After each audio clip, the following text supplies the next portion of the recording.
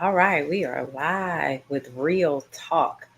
Talking, I talk about the things that the church won't talk about, the things that the church has failed to discuss. So we're just going to give just a little time, just for a few people to our conversation for today: unity and women. If you really want to know what's real, go ahead and tag your girlfriend, tag a friend, let them know that Prophetess Pew is on here to talk about real talk. We're going to talk about the things that nobody wants to discuss. Nobody in the church wants to talk about. Pastors don't want to talk about it. Prophetess, other prophets and prophetess, they don't want to talk about it. But there is a real division among our women today in society, but mostly in the church. We try to act like that it doesn't happen and as if our churches are perfect when indeed that they are not. And so when you look at the world and their divine connection and sisterhood versus sisterhood in the churches, you will see a very big difference.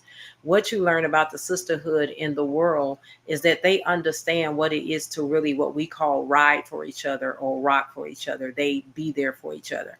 However, when you look at sisterhood in the church, it's beyond competition. It's always about competition. It's always about who got the best dress, who got the bigger house, who got the best husband, who got more money. And it has caused such a division in the church that nobody wants to address it. And then, you got people on the outside that don't want to come into the church because they feel like the church is so cliquish. Everybody is just yoked up. And, the word of God, um, the way that Yahweh had done everything is that he wanted us to go out two by twos. And a lot of times, when it comes to the things of the church, we go out more than two by twos. We go out in groups and cliques, and it causes such a great division. If we women could ever get to the place that we can lift one another up, build each other up, regardless of our backgrounds, then we will find that we can come together in a divine connection and begin to build our community. We got to understand, number one, we'll never rule over a man. That's not our job. That's not what we're supposed to do. We are supposed to be that prominent rib by his side. But however, when we look at the new millennium and we look at this day and time, we will find out that we have a lot of men that we have, and not all men. So let's not get it to are lazy, and not all men sit at home and play on video games and all of this stuff. But some women you have allowed, and I want to talk to the younger generation particularly, that you have allowed the men because you are so desperate and you don't want to wait on God, that in your desperation, you have got so comfortable of as long as I got a man in my bed, then that's all that matters to me. You're not worried about your morals. You're not worried about your standards. You know he got a wife, or he dating somebody else, and you become comfortable with that. Well, I want to let you know that soul ties are real. And so when you take it upon yourself and say that I want to be with this man, or I want to date this man, and I'm going to sleep with him regardless of who he is with, what you're saying when you lay down with that man is that I trust you with my spirit, I trust you with my body, I trust you with my emotions, I trust you with my world. I'm opening up my world to you. And so the sad is that we have a lot of women today that will up and walk away and zip her pants up the way that men did back in the day. So, it's not always the men's fault. So we're not going to just beat the men down, because there are some women that just don't know their place. And a lot of them like to blame it on, oh, my father wasn't in my life. That is more why you should keep yourself. Or I went through this and I was in a bad relationship. So I just want to shine a light on some things on why we as women, of course, if you're sleeping with your sister in the Lord's husband, or you sleeping with another woman's man, of course that's another thing that's going to cause division among the women in the community, because it's like, wait a minute, everybody is just sharing. So what you're doing is you're swapping demons. Actually, I'm just going to be real with you. You're swapping demons, and you want people to respect you, and like you have all of these boundaries. But that Bible, it doesn't change for nobody. It doesn't change. It says, so when a man sow, he said, be not deceived, God is not mocked. So when a man sow, so shall he reap. And you may not feel like you're getting away with it now. And so now I'm transitioning slowly to the woman that don't mind being the other woman when God created too many kings to be the other woman.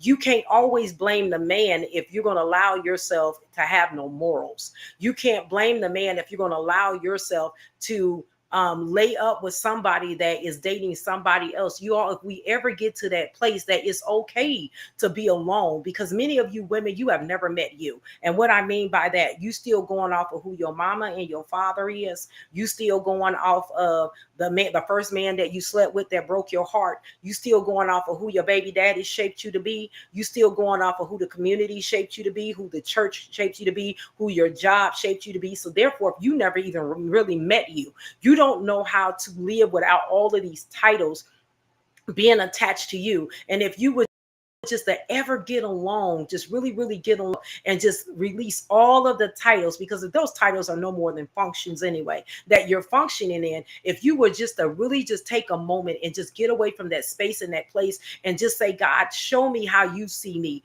and just really, really have an encounter, not only with God, but with yourself, and then begin coming out of that, those 3 days of sabbatical by yourself, and really, really just coming out and just setting boundaries for everybody. Setting boundaries for your children, setting boundaries for your spouse, setting boundaries on your job, setting boundaries for the church, just boundaries that you're not going to allow to be crossed because you don't want that identity taken anymore. And so a lot of this lashing out that we do towards each other as women comes from the pain and the hurt that we have accumulated along the way, and then we misplace it. And so, the thing that divides women in the community, in the world itself, is two things: jealousy and men. We allow these things to divide us because we feel like we're not beautiful enough, or we're not shaped the way that the other woman is shaped. Whatever her shape is, she worked hard to keep it. She worked hard to maintain it.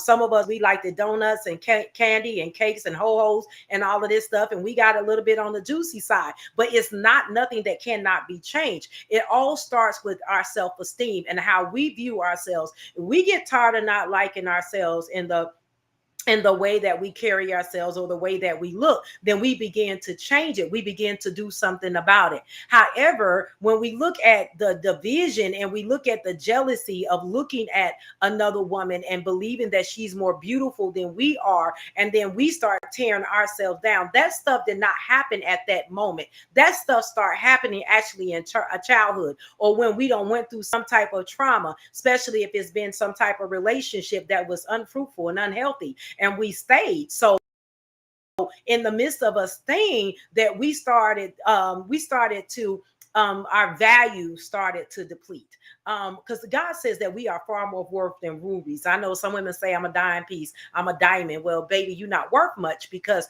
a ruby is worth more than diamonds could ever be. So when you're looking at the ruby aspect of your life, you got to find out what took away your shine, and how many times have you allowed some man to lay in your bed and then take you and appraise you to other people instead of lifting you up to God. That's why he talks about the church don't want to talk about premarital sex. They want to tell you, like, oh, don't fornicate. No, tell me the result of Tell me more about the soul ties. I want to know about how my fallopian tubes are shaped like a tree. I want to know how I'm allowing these things to take root in me, that because I laid with somebody that was not my mate. So when we look at being unfruitful and uneven yoked, we got to be honest. I mean, I'm a pastor and I'm being completely honest that I've been there, done that. And I wasn't going to say that I was married from the beginning. That is a lie. Many leaders were not married in the beginning when they start having sex and having encounters and building soul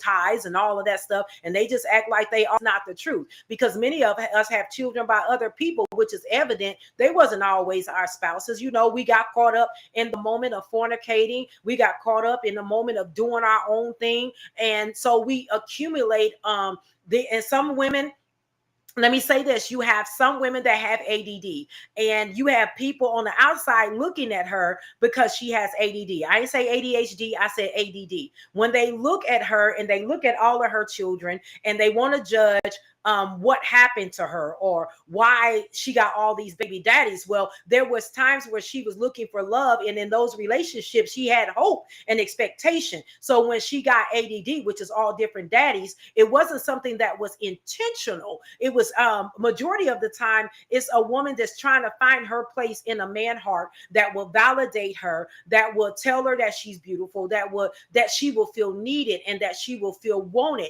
And then in the midst of it, you know, you may have another woman that comes along, and next thing you know, the man don't move on, and this woman is still damaged and she's still fragile. And so you got the woman who thought that she got the prize of the man, and she comes back and she pours salt in that woman's wound. And so that creates a bitterness. And so, ladies, let me tell you something.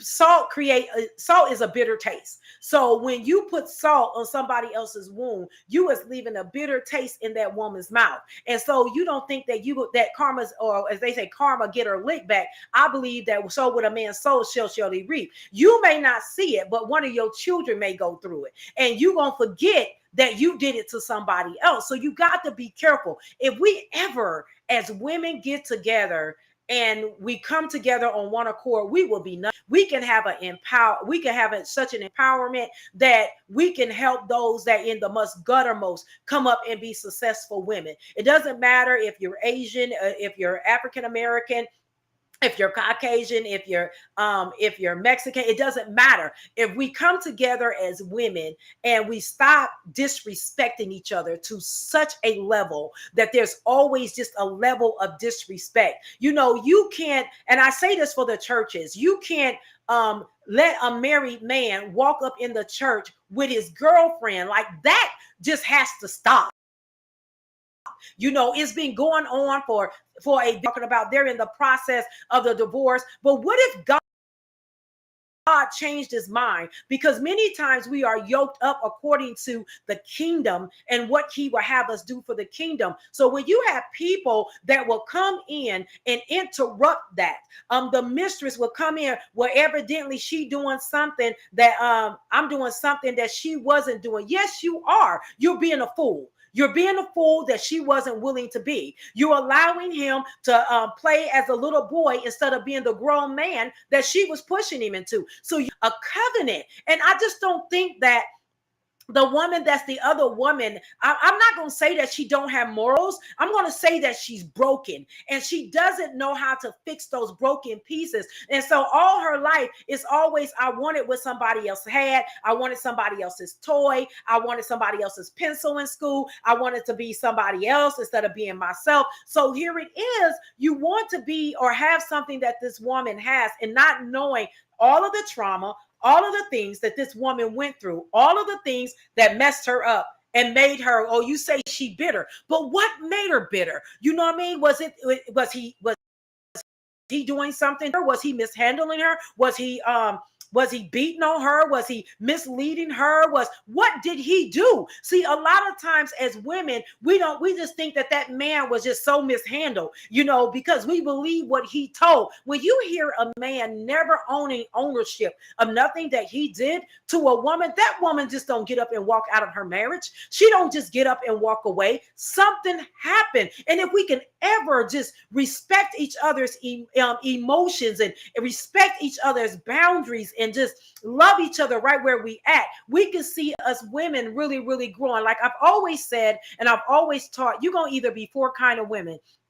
You are a female, but you become a woman by choice. So at the end of the day, you're going to have to choose what you're going to be. Either you're going to be that female, you're going to continue to have that female mentality. You're going to continue to be ghetto. You're going to continue to be loud where everybody just got to see you and obnoxious and continue to use filthy lucre, cussing everybody out because you think that make you have some type of power or give you some type of superior authority, where you are really mistaken, because honestly, it makes you look like a fool. It makes you look like you're silly. As the Bible says in 2 Timothy, that the men will prey on silly women laden with sin. So you wonder like, oh, I got him. He a baller. He got this. He got that. But Even messing with ballers, you got to understand you're going to always have to have three things in place. You got to have a lawyer, you have to have a life insurance policy, and you're going to have a funeral home on deck. So at the end of the day, so when you're talking about you have all of these material things, you got to understand that those things are going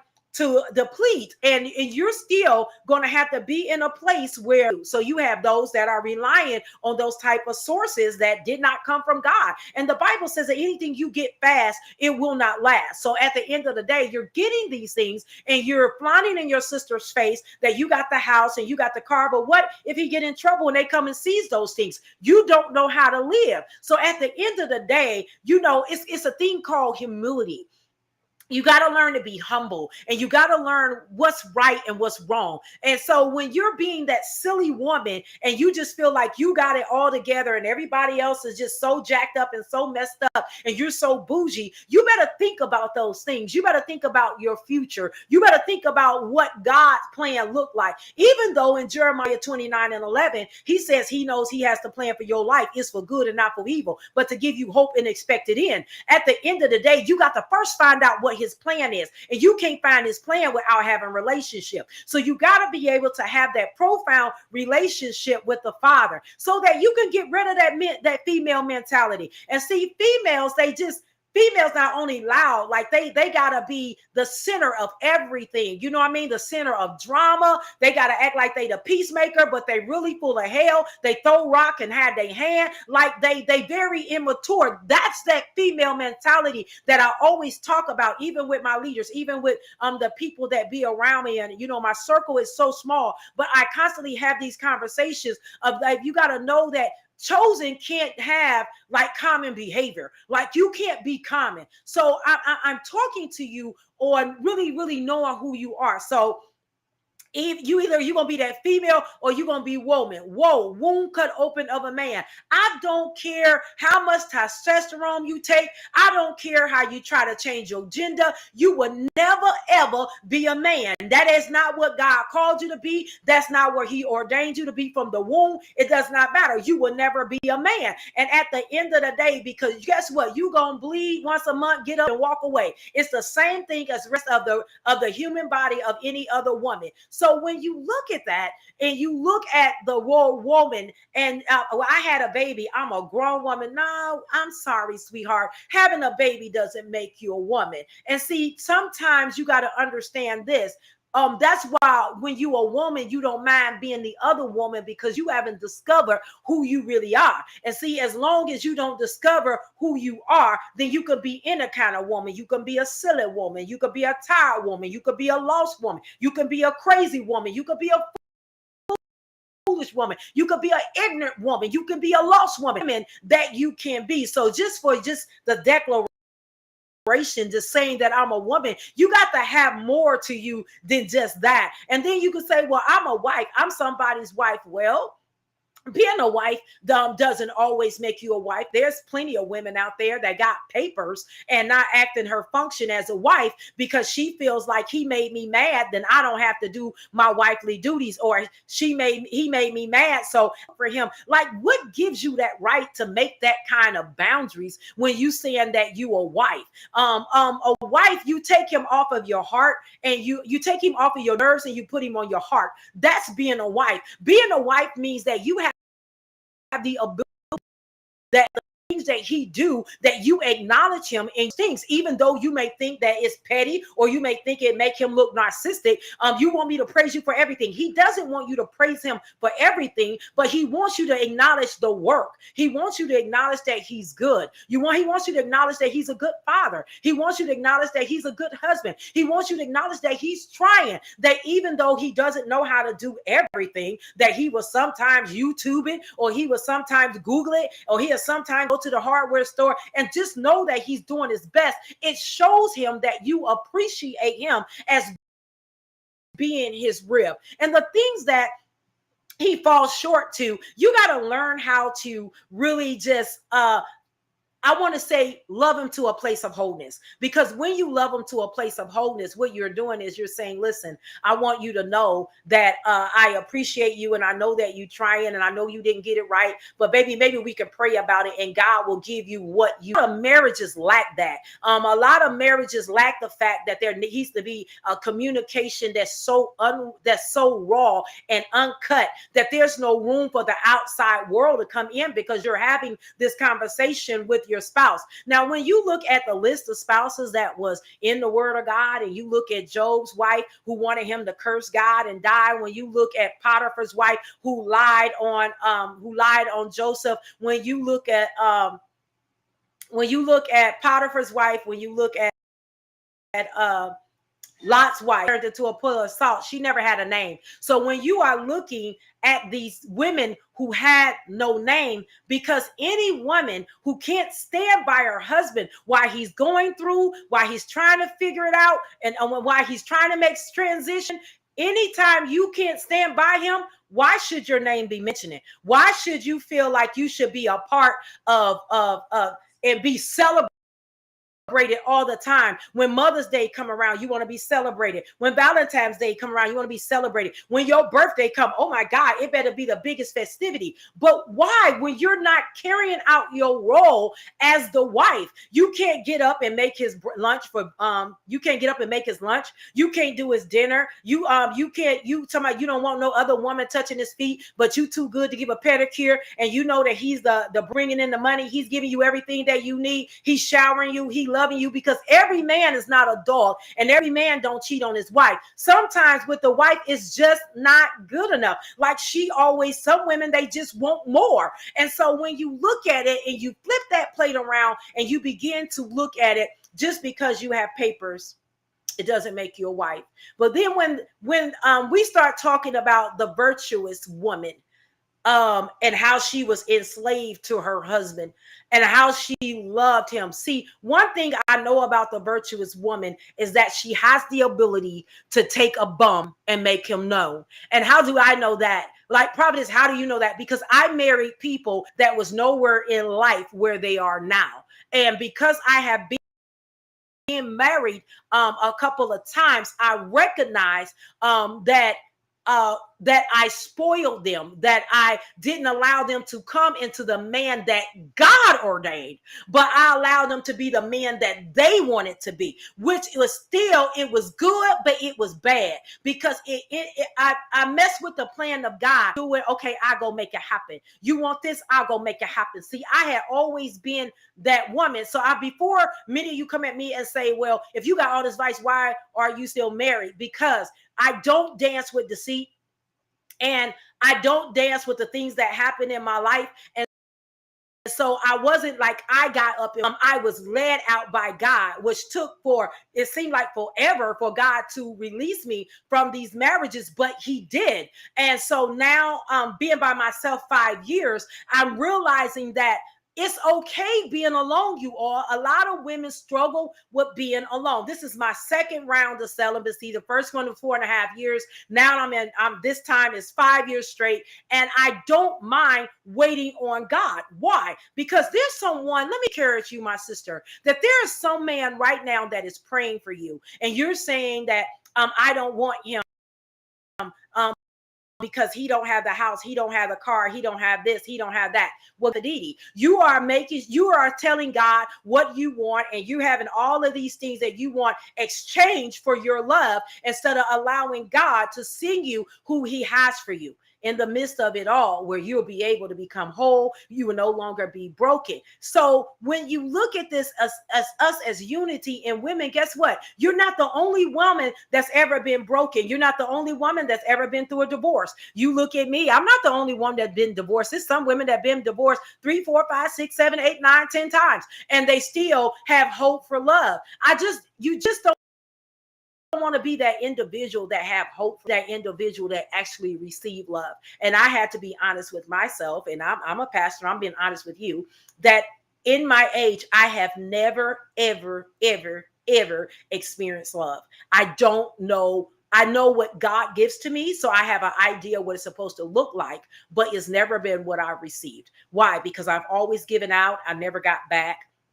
I always got love. I loved, I gave it out, but I never felt it back. I always poured out and I never got it back. And it's not that it doesn't exist, because listen, walking into love is having, if you ever want to be loved, love is walking into a place of unknown.